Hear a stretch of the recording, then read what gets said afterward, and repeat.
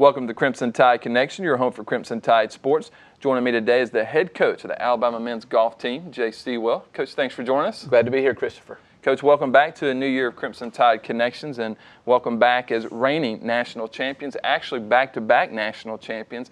What has that done for the program? Have you seen any difference in the way that this has really affected the program, winning back-to-back national championships? Especially since it was on TV. It was the first time the national championship in golf had been on TV since 1996. So the exposure was even greater, and so we've had a lot of fans, a lot of voicemails and a lot of very kind emails, and so it's changed us a little bit, changed the program, I guess the outlook of it, and but it's good things. Well, Coach, one thing about winning national championships, there's going to be some changes, and one of them, you have a new assistant coach in John Howell as Mike McGraw left to take over the program at Baylor. Can you tell us what Coach Howell brings to the program? Yeah, John, I'm really excited about him. John is a professional teacher.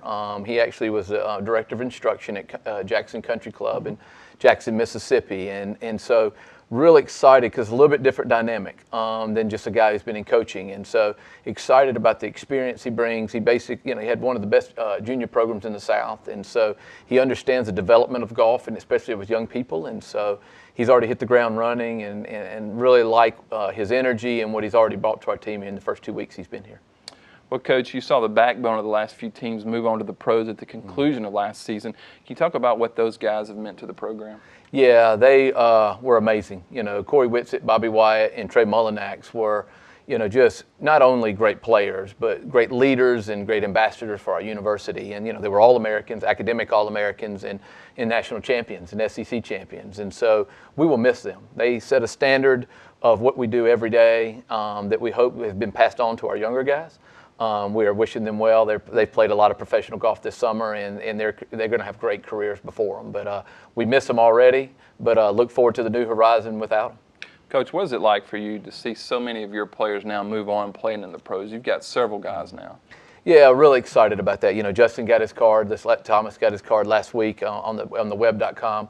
Bud Cauley won last week, got his PGA, retained his PGA card, and so that's, as a sense of a coach, that's really proud. I have a lot of pride in that. That's what we're trying to do, help these guys to become the better players they can be, but also just, the experience of Alabama golf to take them on if that's professional golf. And so those guys have done that. Really excited about that. But, we've got older guys out there too, Dickie Pride and Jason Bone. And so it's nice to see the influx of Alabama golf going on the PGA Tour.